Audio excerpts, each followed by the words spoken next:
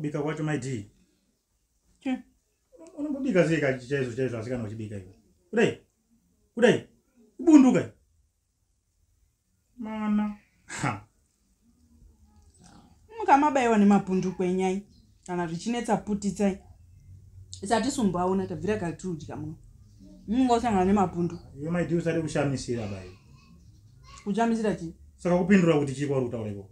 Ina ndisikuwaona mapundu auri kutaura kuti mapundu. Saka ndokwenya mapundu emusadza. Izvozvo. Ye?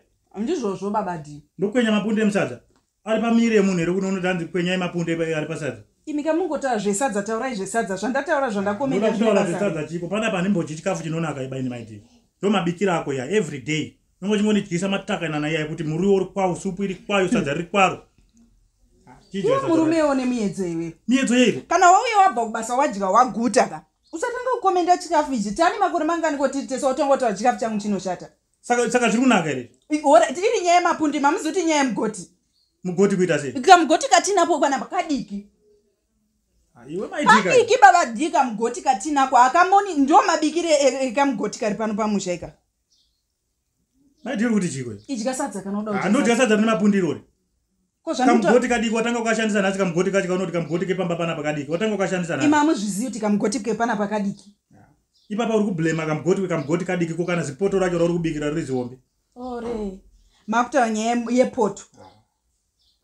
Saka imi muri kutaura kuti kushata kwechikafu chandabika nhasi zvakonzereswa nepoto. Isa uri kublema mugoti sei ko kana zipoto racho riri zihombe. Saka na zipoto richikwanisa kukura chirumbotaisa kuti mugoti ukure chi.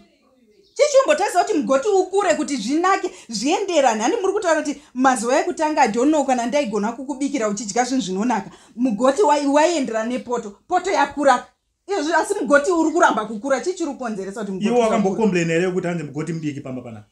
Nasi nenyaya yekuti ndikutaura kuti chikafu chacho chepana pachisi kunaka kuti hanzi kamugoti kepamba pana. Imi ndinonyarara mugoti mudiki uyu. Hauna kana kwauri kumbosvika, hauna kana.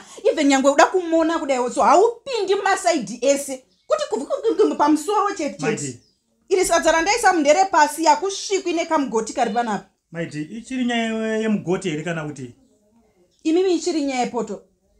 Ipoto kayakakurisa. Ipoto yakura kaizvozvo zvimakona kukura kwepoto nhasi. Saka iwe wakuona kudikika kwekamugoti nhasi watanga ukashandisa nhasi. Kamugoti kagara kakari kadiki. Unoziva maidika unozwa ndokubvisa dzungu rawe naro. Hapana kana dzungu rawe ndibvisa. Ora saka iwe pane waunoziva kawanenge wari unotadza kushandisa sei mugoti. Imi mamuzvizivere. Even migoti yangozara. Unonatsokunoti une uyu mugoti. Mugoti rinozi mugoti rakadai so baba unouya nezimugoti rakazara. Unodai nako kadiki kamugoti keporiji nako ndo kanonzi mona sadza. Kanomona kusvikepi kamugoti ka. Ndiri kutaura nyaya yemugoti ere. Mugoti uri kukonzeresa mpodza mba muno.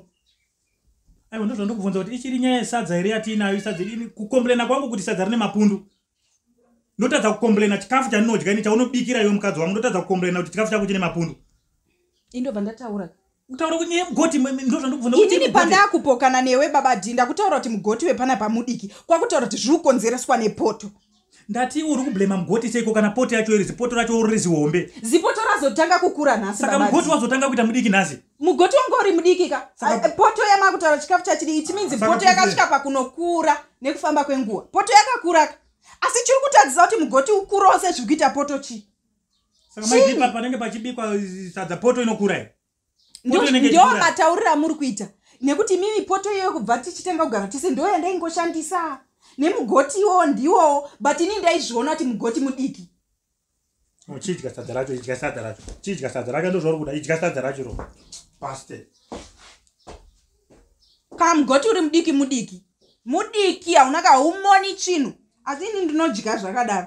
Mugoti mudiki. Ana baba ari kutengesa mugoti muhombe matifamba neraini migoti unoona zimugoti richibuda kudai. Munhu anongoti tinini kamugoti kubva January to December 1994 kusvika izvozvi 2023 munhu angori neako kamugoti kako zvinonzi shingirira nekamugoti shingira nemugoti amwe ana baba ari kutengera akadzawo migoti.